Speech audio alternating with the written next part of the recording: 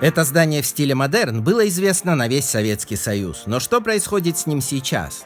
18-этажный корпус Министерства автодорог Грузии был построен на сложном участке в Тбилиси, возле скалы, где перепад высот составляет 33 метра. На землю оно почти не опирается и больше напоминает дерево. В нем реализована модная тогда идея горизонтального небоскреба. Сейчас здание сохранилось, и его занимает офис Банка Грузии, и до сих пор начинающие архитекторы и простые туристы приезжают посмотреть на этот шедевр советской архитектуры. Больше информации о Тбилиси и других городах мира на этом канале.